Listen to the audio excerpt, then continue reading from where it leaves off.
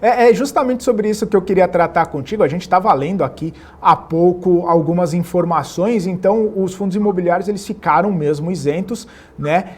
Claro, isso ainda não é definitivo, como você mesmo disse. Eu queria entender o que isso significa para o setor, né, para o mercado de fundos imobiliários, como você, enquanto gestor, recebe essa notícia, o que vai acabar impactando no dia a dia, digamos assim, da gestão dos fundos imobiliários, dos cotistas.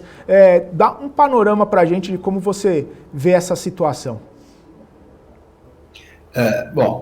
Os fundos imobiliários, eles já são isentos já há alguns anos. Então, o nosso dia a dia deveria continuar da mesma forma, com diligência, com uma avaliação muito criteriosa dos investimentos, nós como gestores. Obviamente, nas últimas 2 semanas, nós passamos por um período de muita turbulência e muita instabilidade, porque muitos investidores se desesperaram sem, de fato, ter a notícia 100% correta ou 100% definida, e muitos venderam. Então, os preços caíram nessas últimas 2 semanas, e agora eles estão recuperando um pouco a queda que sofreram. Então, o dia a dia dos gestores não se alterou muito, porque nós continuamos fazendo as nossas escolhas, as nossas alocações, a gestão dos fundos. O que mudou um pouco nessas 2 semanas foi o sono dos investidores, que muitos deles venderam, muitos compraram como sendo uma oportunidade. Então, o mercado sofreu nos últimos dias por força desse risco de uma tributação. Eu queria dar um pouco de histórico sobre a isenção. Por quê? Porque a isenção, na realidade, ela foi criada alguns anos atrás nos fundos imobiliários, não como um benefício ao investidor.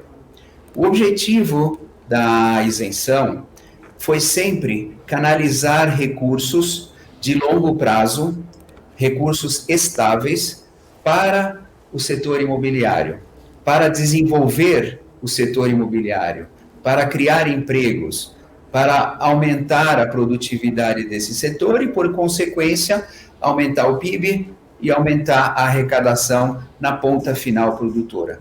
Então, é importante notar que, obviamente, hoje os investidores têm esse privilégio de não serem tributados, mas o imposto ele não foi criado para eles. Ele é semelhante à filosofia da poupança, né? A poupança, ela também é isenta, né? E a poupança, sendo isenta, também foi isenta com o mesmo propósito, com o mesmo objetivo. Quando se isentou a poupança, era para se direcionar recursos para o setor imobiliário, o setor de construção, o setor de aquisição da casa própria.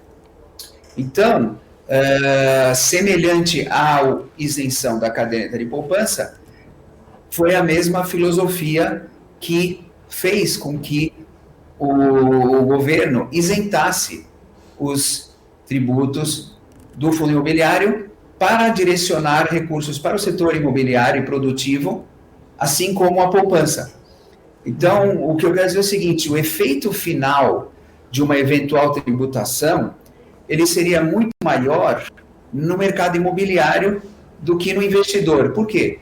Eu não quero minimizar o impacto, mas no investidor, você tem a tributação inicial, teria eventualmente, os preços cairiam, o mercado se ajustaria, a demanda de retorno por parte dos investidores e dos gestores aumentaria, e quem pagaria a conta no final seria o mercado imobiliário e a ponta produtiva, né?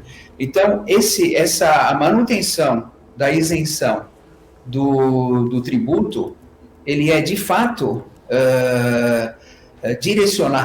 direcionado ao setor produtivo do mercado imobiliário. Então, é esse ponto que eu queria fazer.